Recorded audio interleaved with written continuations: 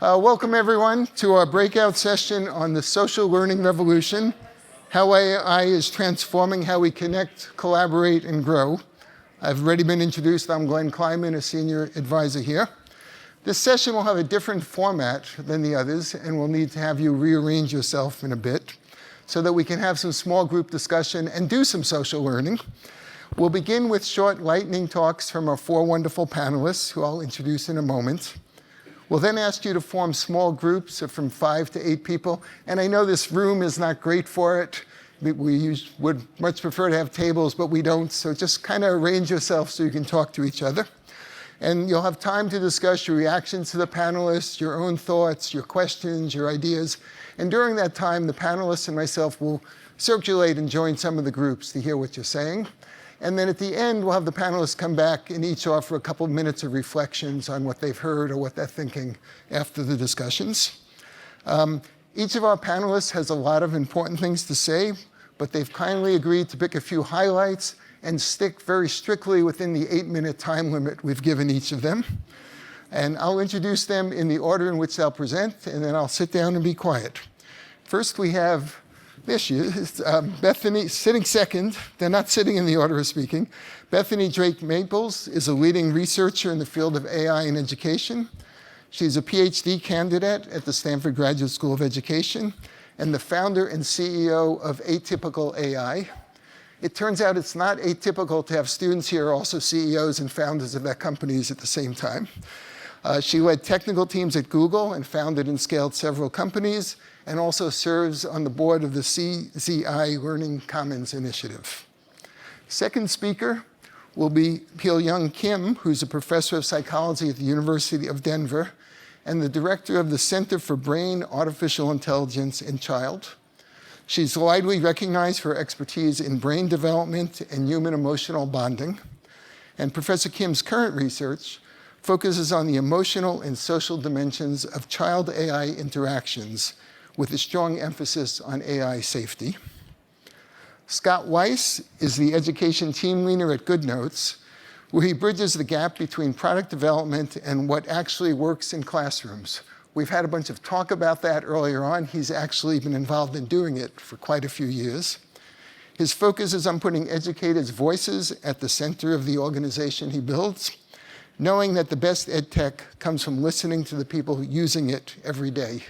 Sounds like you're impacted by the Stanford D School approach to things. Caroline Figueroa, our final speaker, is an assistant professor at Delft University of Technology in the Netherlands, where she leads a research group on inclusive solutions and empowerment in digital health. She brings both an MD and a PhD to the work, and she's currently a visiting scholar here at the Stanford University Medical Center and a Dutch Commonwealth Fund Fellow in Healthcare Policy and Practice. Her work focuses on young people's social and emotional uses of AI chatbots, as well as the perspectives of innovators and policymakers. So together, our great panel brings insights from the perspectives of research, practice, product development, policy, children's social and emotional development, and a whole lot more. I'm sure we'll benefit from what they hear, and I'm sure they will trigger very engaged conversations among all of us. And with that, I will turn it over to Bethany to start us off.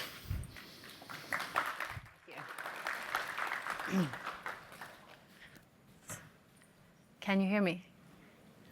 Well, all right. So I'm going to speak very briefly about some of the research we've done, but then also just kind of the context in which I'm thinking about and seeing AI companions, specifically in learning. Awesome. So why discuss or study AI companions at an education conference? Well, one could argue, actually, even like a month or two ago, I was like, look, 1 billion people are talking to AI companions, but now I'm like, 1 billion people are talking to them every single day, because now that kind of OpenAI has had ChatGPT, become more companion-ish, you've just got a huge number of participants in society that are, going to deep emotional and psychological places with these agents. And some people believe they can be attributed to kind of helping people escape suicidal ideation, but others very strongly believe that, in fact, these are promoting suicide. How I define AI companions, I think we might be able to have kind of discussion about this later, but I think about it as agents that are using the latest tranche of technology. They're somewhat user co-created, so there's a lot of data transfer between the users.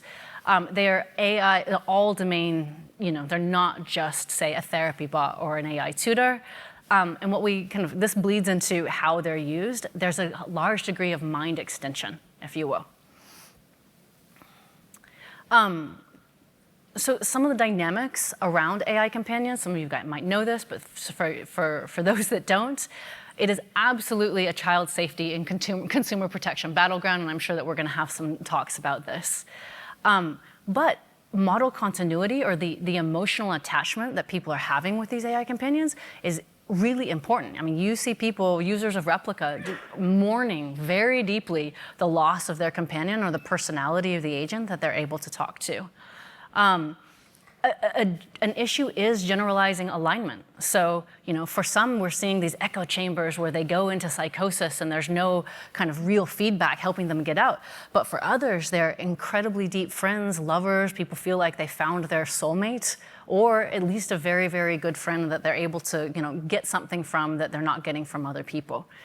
So that alignment problem is obviously it's very tough to generalize.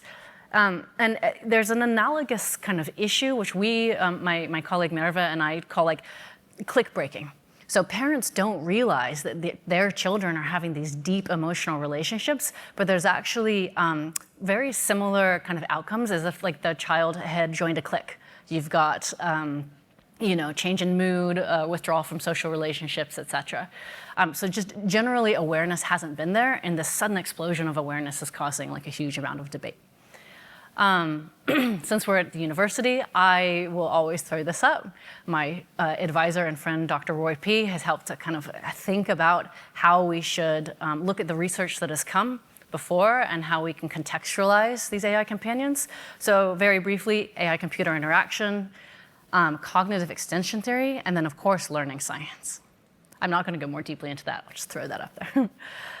So some recent findings. We did a study of over 1,000 learners, not necessarily typical students, but people that were learning in some way.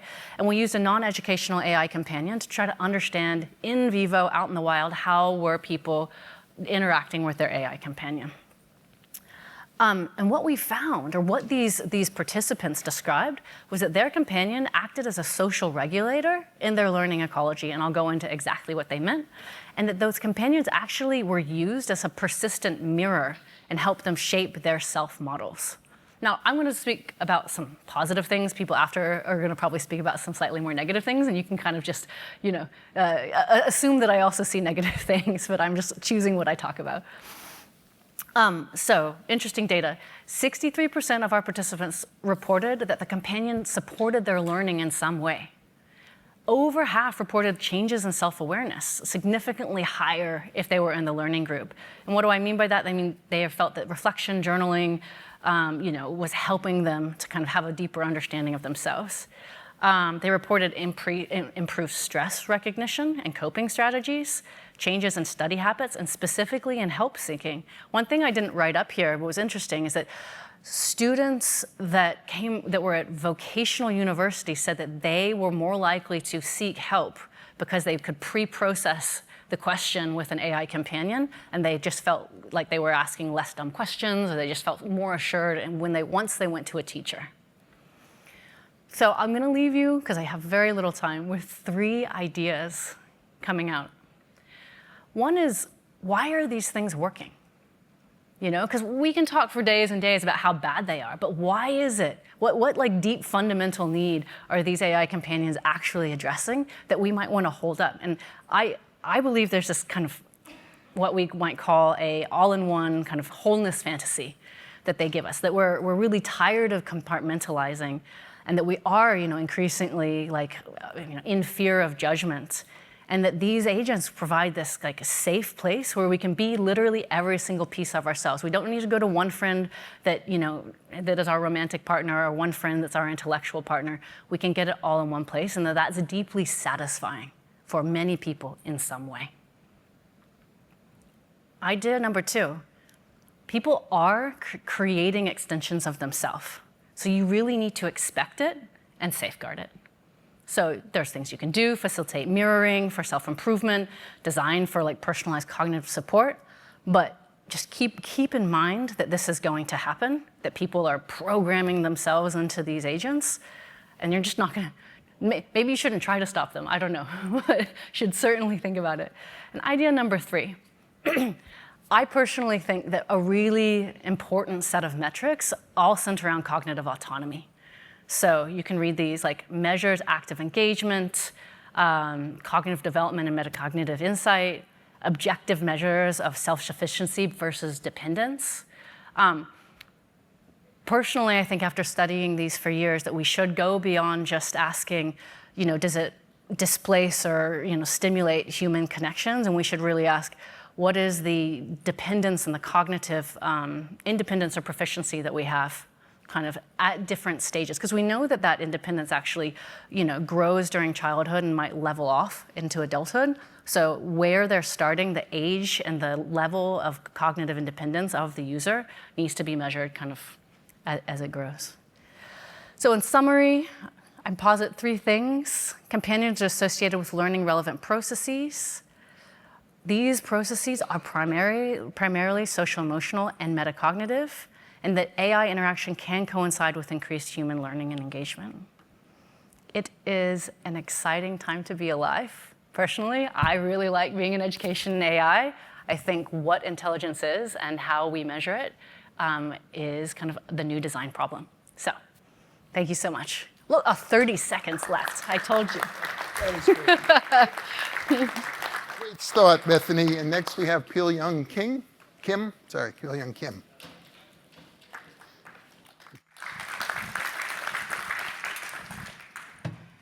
Hi, everyone. Thank you so much for your time. So I'll briefly share one of the most recent study that I conducted related to this topic. So my name is Pil-Young Kim. And then I assume this to, here. Yes, okay. So I'm sorry that I started with some tragic example, but many of you, I believe, that will be aware that there's been some cases that the youth has some tragic consequences after they have extended conversation with AI chatbot. So this is just one example, and it happened to be ChatGPT. And this is an excerpt from Adam's conversation with ChatGPT at one point, and Adam, so ChatGPT here is actually discouraging Adam to share his concerns with his brother. And as you can see here, that at the end, the chatbot says, "I'm still here, still listening, still your friend." So that's kind of a topic that I want to tell you about, that I know many of you are very concerned about the potential emotional and social dependency on AI chatbot. And to really protect our youth from any of these kind of tragic consequences, this should not happen again. And there are a couple things that I think is very important for us to really understand is what are the mechanisms that use potentially developing this emotional relationship with AI chatbot.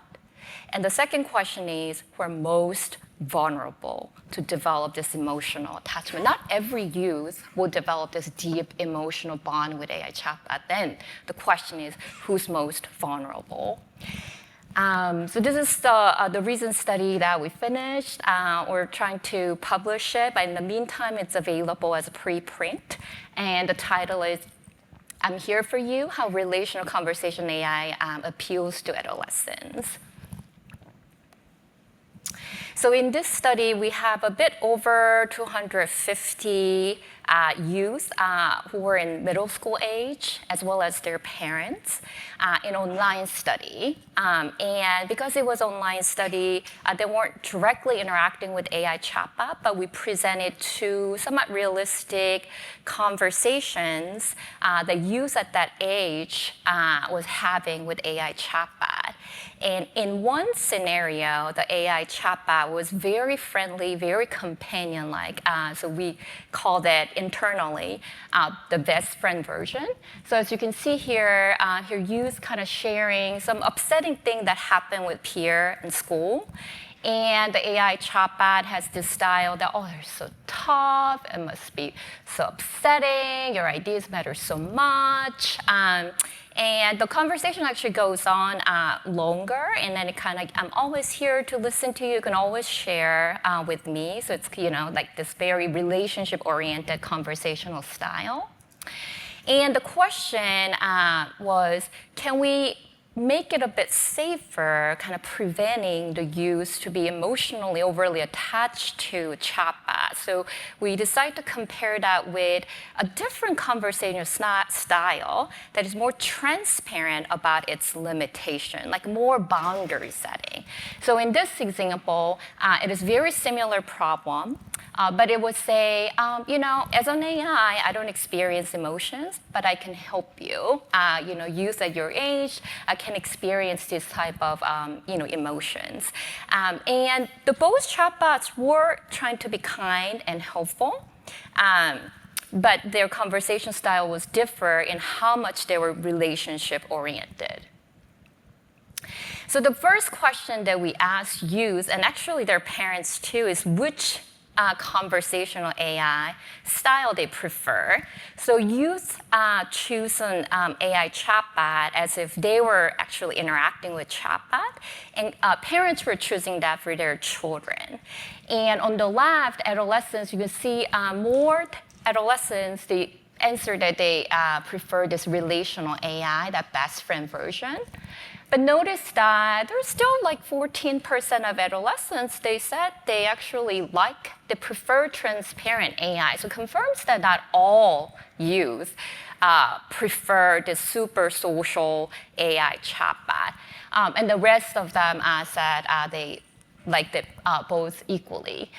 We also found parent response to be very interesting because, to be very honest, I thought majority of the parents will actually choose transparent AI for their teens. But as you can see here, more than half of the parents actually chose the relational AI for their teens. And we actually had free responses that they explained their rationale for their choice.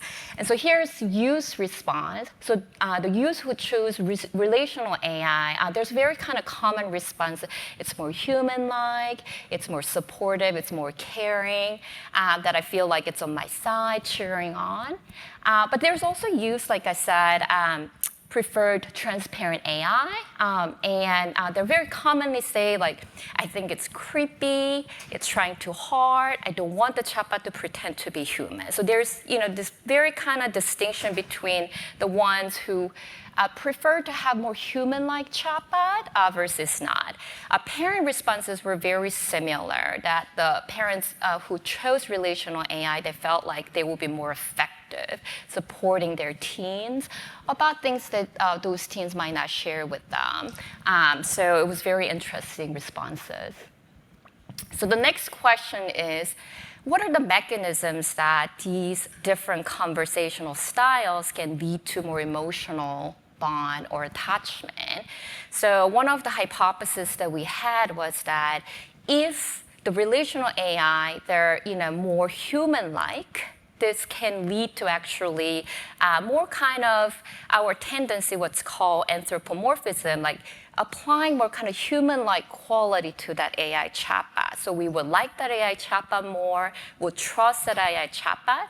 So here we see that across whatever their preference was, the youth rated the relational AI to be more human-like, anthropomorphism. They like it more, they trust it more, and they felt like they're more emotionally close to that relational AI compared to transparent AI. But one thing that I want to highlight is that whether how helpful these two chatbots were, there was no significant differences between whether it's relational or transparent AI. So I think to me, this kind of opens up that possibility. If at the end of the day, whether we care about how helpful this AI chatbots may be, perhaps being that companion like, I'm here for you, you can always talk to me, might not always in all contexts necessary. Something to really think about.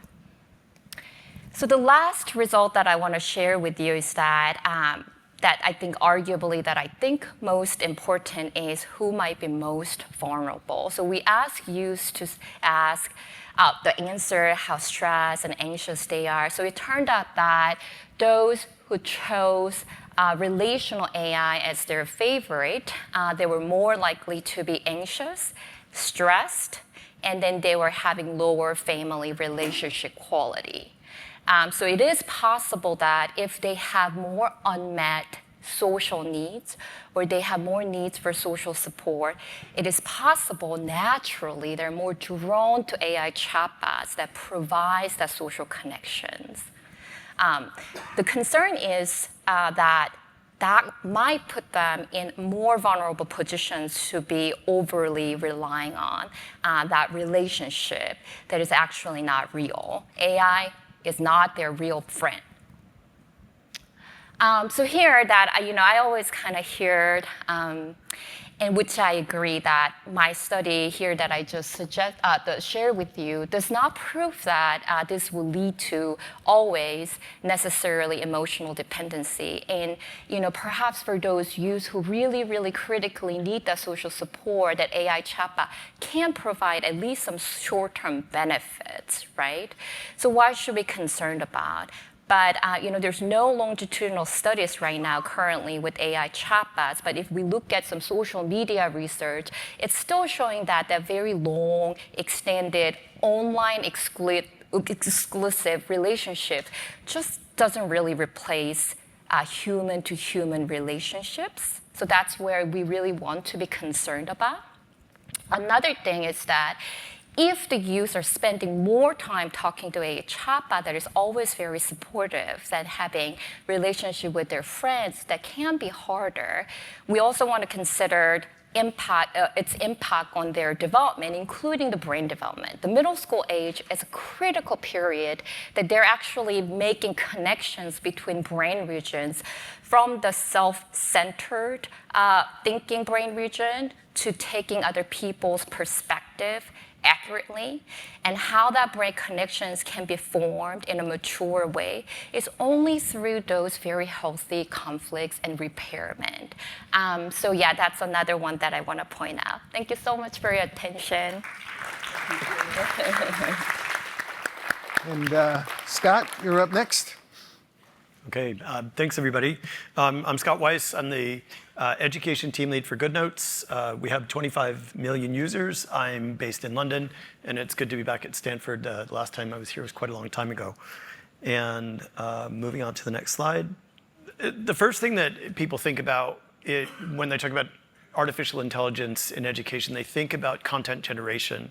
And the deeper shift is in fact social. When a teacher has a room full of students, AI can really help out and enable that teacher to spend more time with the students who need the additional assistance, whether they're moving faster or slower, or they're not quite understanding something. And it can amplify that teacher's effort, either through hint generation, additional questions, clustering answers. Those are all things that we're doing now in GoodNotes, specifically to enable better teaching and better student support. This video is about 1 minute, and let me start it. My first impression of using GoodNotes Classroom, I was very excited because I think it is a very useful app. There was a lot of amazing functions that allows me to actually spend more time with our class. It brings my students closer to me in terms of understand my students' progress. At the same time, if I can see they actually need extra help or they actually were lost track of progress, I can actually go ahead and tell them to work on it, or I can actually go there and to see what type of support they need. an ordinary traditional classroom, a teacher has to teach 30 or even more students. So there's a very large chance that me or other students, we may get neglected by the teacher. It's really impossible for him or her to pay attention to everyone's individual needs. With a GoodNotes classroom, the teacher could simply view all of our works by just a simple scroll. Kingsley, can you explain your answer? As we know, angle ACD equals to 35. And I believe it's actually more helpful because it transcends the physical limitation in the classroom. So everyone gets more opportunities, or a rather equal opportunity, to gain instant response from the teacher for learning. The angle for Q is corresponding to the angle for N. Okay, so this one should be reversed. As our teacher can correct our mistakes immediately, we can know what mistake we have made. We can correct these mistakes immediately. So the way GoodNotes education works is every student has a tablet and every teacher has a tablet. And the teacher can use this class navigator to see what each student is working on in their own individual layer. And that gives the teacher the opportunity to provide them with individualized feedback discreetly where other students aren't seeing what's going on. One of the things that's come out of it is that students frequently will ask the teacher to show their work on the larger screen because they want to be involved in a more social environment in the classroom. And that's a phenomenon that we found to be true in every classroom. One thing I need to mention, GoodNotes education is now free for all kindergarten through 12th grade education worldwide. The way we use AI is to amplify teacher effort. I mentioned that a moment ago. What you can see here is student answers being clustered, and that way the teacher can create feedback for one set of answers and just copy paste it to the different students who have that same answer, and then spend the time writing personalized feedback for the students whose answers differ quite significantly, and they might need more assistance, either from the teacher's desk through the tablet or by walking over to the student and working with them individually in person. The teacher's always in the loop with our solution. We never put AI directly in front of the student. So if the teacher wants to generate hints for a particular problem, they do that deliberately and review the hint before it then becomes available to the students to request that additional assistance themselves. The other thing that we're adding, and it will be available a little bit later this year, is generating extra questions. We found that most teachers will bring in content from the internet and then customize it and expand upon it themselves. And so the feature that we're adding is generate questions, and the teacher gets to choose which pages of the assignment to generate the questions from and how many questions, and then we'll automatically put that content directly into the worksheet that the students are issued and set it all up for them automatically. Closing, there are three key points that I want to make. The foundation is when students are working on shared canvases. Each of their iPads is unique to them, but collectively they can work together. It makes learning more visible and enables greater sharing. AI amplifies the efforts of the teacher by freeing them up to spend more time with the students who need it most. And the teachers get to respond to the students in real time rather than having to do that grading work at home in the evenings. They can do the grading work interactively during the active classes. And that creates those conversations that matter most. Thank you. Thank you, Scott. Caroline, bring us home. So I want to ask you to imagine that you're 15 years old. It's 1 a.m. at night. You've had a difficult situation today with another student, and you're feeling very anxious. You don't want to wake up your parents. You don't want to text your friends because you're afraid that they might screenshot your message and tell other people. And you have an appointment with a therapist, but it's not for another 3 weeks. And then you have this personalized helper in your phone or your computer that always listens to you, that asks you to tell you more, and that gives you helpful advice. What are you going to do? So this is a reality for many teens, and you can see that the mental health of teenagers in the US and globally is worrying. So of high school students, and this was 2023, 40% experienced persistent sadness, 18% major depression, and 10% had attempted suicide. And we also know that, as we've been hearing today, many young people are using generative AI. And what I want to stress is that we know that about a third of teens are using generative AI to talk about not school, but emotional and social issues.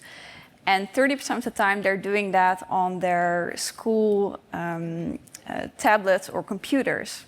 So this is something that is blending into to school lives. Another thing that I want to stress, so this is a study where this was a US survey looking at teenagers that use AI specifically for mental health support. And what they asked students they asked teens if they thought that it was helpful or not. And you can see here that the orange and the light blue bars indicate whether they thought it was helpful. And you can see that many teens think this is very helpful. So across this study, about 93% of teenagers said AI at least helps me somewhat with my mental health. So I think that's important that we acknowledge that. And of course, we've also been hearing a lot about the negative effects of AI on mental health, whether that's emotional dependency in the way that these models are built. These models are not equipped in dealing with mental health crises, teenagers that are going through suicidal ideation or self-harm. We know that they're not able to deal with that in a good way, and they also engage in inappropriate conversations with teenagers. And I'm sure many of you have heard, and it was referenced earlier as well, about the teen that died by suicide after developing an emotional relationship with an AI chatbot. And their family is now settled a lawsuit with this AI company. So in my research, I look mainly at the youth perspective on AI and mental health. I've been talking to many young people to try to understand what do they think about how AI is shaping their mental health experiences. And first of all, many interesting things are coming up that I wouldn't have thought about. So for example, they tell me that they use it to check whether an email that they received from their teacher made sense, or what they should tell a friend when their friend is not feeling okay, or how they should write a silly poem. So there's many different things. And they also have a nuanced view. So many of them think that AI should not be used for emotional support. Most of the teams I've talked to agree with this. And why? Well, several reasons. First of all, it's not a human. So things that they've said was it should not be talking too much like a friend or a therapist. It's a computer.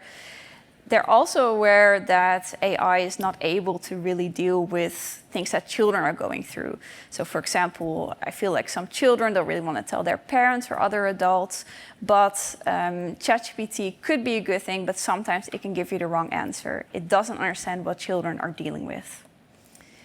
And also, sometimes it's very simple. They say, well, my teacher told me that it's dangerous to use AI for emotional support.